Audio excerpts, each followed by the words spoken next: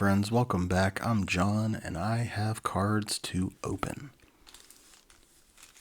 We're starting off with the Flintstones live-action movie, a movie that I have not seen since I saw it the first time. All the way back to 1993 is when the cards came out.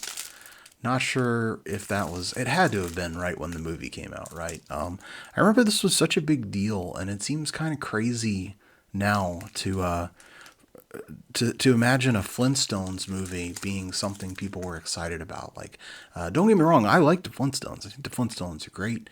Especially, I don't know if you've ever heard of it, but there's a relatively modern comic book adaptation that is just incredible. If you like dark humor and you like the Flintstones, you should definitely check that one out.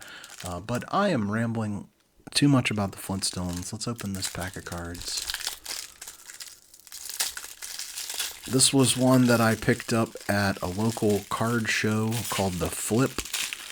You should definitely check out my video where I walk around in that place and talk about it.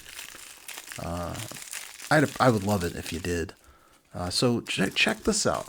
We got a piece of gum, but not just any gum. It's wrapped. It's individually wrapped. Topps Sports Bubble Gum. How interesting. It's not even like, it's still kind of bendy. I'm not going to eat this, but if I was going to eat old gum, I'd probably pick this one. All right, I'm going to put this on the table. That's pretty neat. Okay. It's a Living. We got Halle Berry. I forgot she was in this. It's John Goodman. I don't think you could have had a better Fred from this movie. Mashed Model. While playing with the model for the modernized rock quarry, Fred accidentally crushes it. Just then, Miss Stone enters the room. What happened? She asks. I was in here, Fred says nervously, not playing with the model. Before she can leave, Fred asks her if the plan would cause the quarry workers to lose their jobs. Yeah, we got Kyle MacLachlan. I forgot everybody that was in this movie, apparently. Wrong Way, Flintstone. And, we got Dino.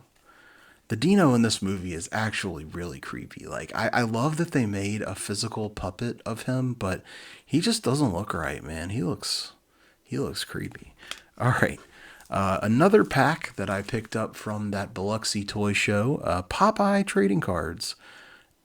I'm already really sad that I only bought 2 of these packs. Now, maybe when I open them, they won't be that great. It's weird to feel that way. Apparently, we can get a Popeye foil cards.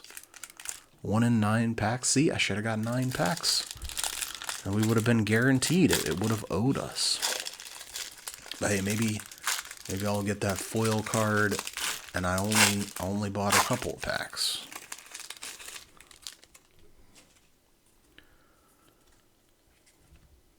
Oh, this is great. This old comic art. Popeye beating up the goon. Oh, I see some tiny writing. L.Z. Seeger's creation of Popeye for his Thimble Theater comic strip soon brought him more fan mail than he'd ever imagined, and it wasn't long before many of these fans organized their own club. Popeye's Cartoon Club was founded in 1937, and fans received a Seeger-drawn membership card listing Popeye as president and Seeger himself as secretary. Note the cartoon cigar identifying the membership card as Seeger's work. One fan club member was Mort Walker, who went on to create Beetle Bailey. Neat. There's some very old comic strip there. I'm going to let you read that one yourself. 1931 Thimble Theater starring Popeye. It's crazy to think that stuff that's still going, still around, has been around that long. We got Oscar. I don't know this character. He kind of looks a little bit like Olive Oil, but I don't know if that's her brother or something. Among Popeye's numerous friends is buck-toothed, big-nosed fellow named Oscar. Plays a steady role in the Thimble Theater strips and 30s, tagging along with Popeye, getting mixed up in various adventures. We got OG What a Snozzle. That's a name. That sounds like a name I would make up. Professor OG What a Snozzle. And then we got Bernice the Wiffle Hen. Oh, the only thing that would have been better is to get Eugene the Jeep. But I guess we got another pack to hope for on that one. All right. Next up is a pack I've had for a while. I do not remember where I got it, but we have Speed Racer Collectible Clear Card Game. Classic and the Next Generation. 5 clear cards per pack. Randomly inserted holographic glitter cards. I am very excited about these. 2008 there. PGM. That's the only one of these I've got. It's the only one of these I've ever seen. But I tell you what, I can't wait. All right. Right away, we have a very shiny card of Connor, who I don't know him. I don't know him. Look at the back there. Connor, you can see my phone. Connor is an auto mechanic whiz that idolizes the original Speed Racer. Okay, we got Chim Chim helps Speed Racer.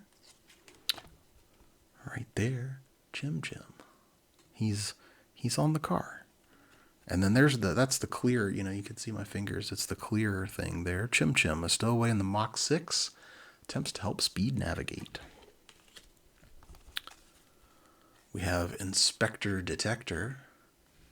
That's so cool that they're translucent like that. We got an Assassin. Look at that. We got Assassin, the Diabolic Eraser. Okay, I thought this was just an assassin, but apparently his proper name is Assassin. See, that's what happens when you open up cards of things that you know nothing about. So now that I'm thinking about it, did we get one of the holographic glitter inserts or something? I don't know.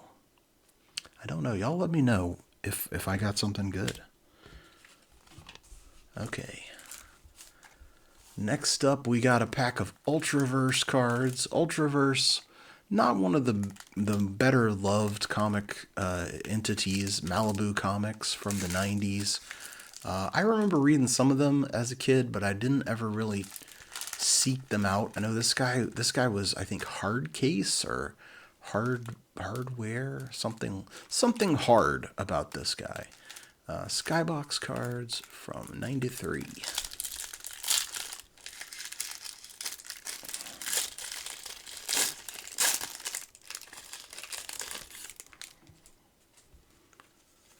All right, we're kicking it off strong with Meat Hook.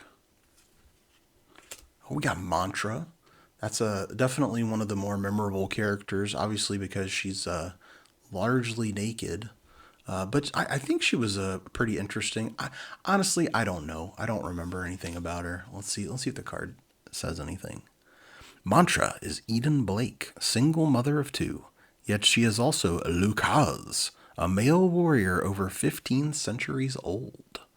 When the evil wizard Boneyard finally defeated his rival, Archmage, the good wizard, again reincarnated Lucas' soul. But this time, Lucas' proud male spirit found himself inhabiting a woman's body. As Mantra, she must learn the ways of sorcery to combat Boneyard, or her next death will be her last. Okay, that's a lot more interesting than I remembered it.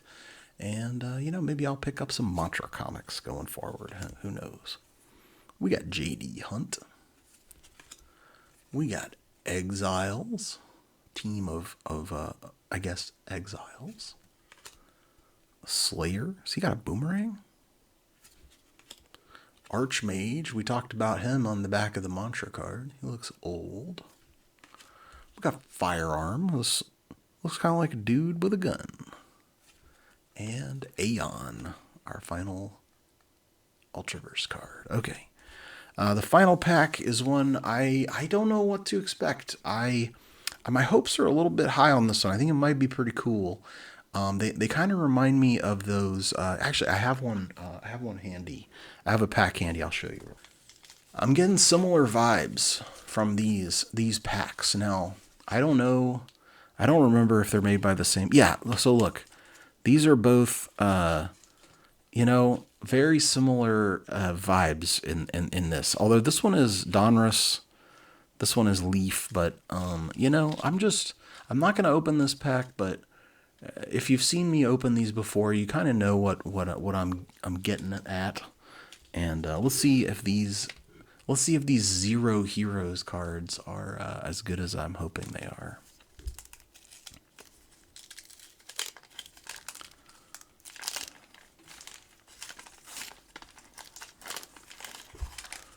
Alright, well first we have to inspect the gum. Oh, it's not good, y'all. It's not good. The gum is... Alright, well we're going to look at this card that is stuck to the gum. And it's a good one too. Look at that Ape Man. Look at him swinging around with his banana. Can I wonder if I can get it free. Oh no, it's not happening, y'all. I'm sorry. I can't rescue you, Ape Man. I'm sorry, buddy. The rest of the cards seem to be okay. So we got the caped computer that he's plugged in. That's amazing. So does that mean that when that gets unplugged, does he just fall over dead? Or does he have some battery power? One of the smartest superheroes ever created, the caped computer was an actual computer that had been programmed to combat crime. He would compute the probabilities of a crime being committed and then use his programmed memory to solve the crime in the most efficient way. Sadly, the caped computer had one small problem. His extension cord was only 6 feet long, so he could never leave the room. Awesome. Okay, we got the fall person. We got Valley Girl. We got the emblem of Super Turkey. Okay. Oh, there's nothing on the back. I wanted to learn about Super Turkey. That sucks. Okay. And finally, we have the Colossal Cockroach. Perhaps the only superhero in history that lived under a sink. Colossal Cockroach waged a never-ending battle against cleanliness and good health. Unfortunately, one summer he made the mistake of taking a vacation. He checked into a roach motel, and they had a raid. Okay, those, I'm going to be honest with you. Those actually were better than I was hoping they would be. That was lovely. I definitely gotta find some more of those packs. Well, that's all I got this time around. I'm going to hold the caped computer and Bernice the Wiffle Hen for just the next couple of seconds. What did you think of those packs? I hope you liked them. What was your favorite? I definitely think the Zeros was my favorite, but the Popeye was a close second. Thank you for watching my video. Until next time, let's all try to be cool. And I'll see you again soon with some more random weird stuff. Bye.